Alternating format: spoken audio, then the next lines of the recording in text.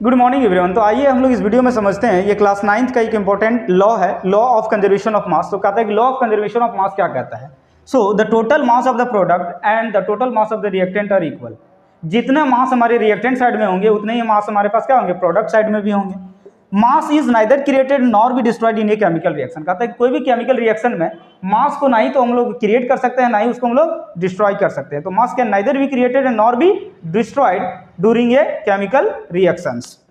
जैसे for example के लिए हमारे पास ये A प्लस बी रिएक्टेंट है एंड दोनों मिलकर क्या बना रहे हैं, प्रोडक्ट बना रहा है AB।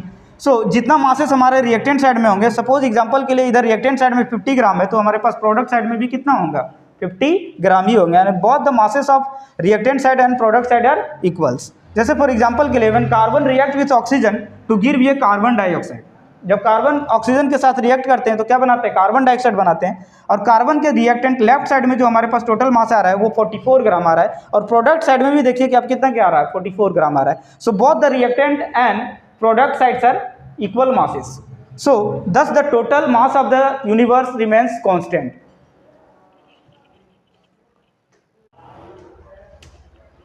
Good morning everyone. तो आइए हम लोग इस वीडियो में समझते हैं, ये क्लास 9th का एक इंपॉर्टेंट लॉ है, law of conservation of mass. तो कहता है कि law of conservation of mass क्या कहता है। So the total mass of the product and the total mass of the reactant are equal. जितने मास हमारे रिएक्टेंट साइड में होंगे उतने ही मास हमारे पास क्या होंगे, प्रोडक्ट साइड में भी होंगे। Mass is neither created nor be destroyed in a chemical reaction. कहता है कोई भी केमिकल रिएक्शन में मास को ना ही तो हम लोग क्रिएट कर सकते हैं, ना ही उसको हम लोग डिस्ट्रॉय कर सकते हैं। तो मास can neither be created and nor be destroyed during a chemical reactions.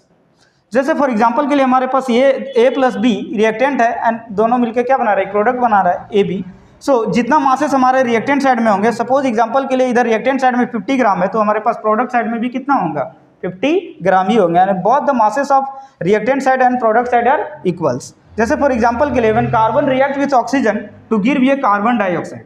जब कार्बन ऑक्सीजन के साथ रिएक्ट करते हैं तो क्या बनाते हैं, कार्बन डाइऑक्साइड बनाते हैं। और कार्बन के रिएक्टेंट लेफ्ट साइड में जो हमारे पास टोटल मास आ रहा है वो 44 ग्राम आ रहा है, और प्रोडक्ट साइड में भी देखिए कि आप कितना क्या आ रहा है, 44 ग्राम आ रहा है। So both the reactant and product sides are equal masses.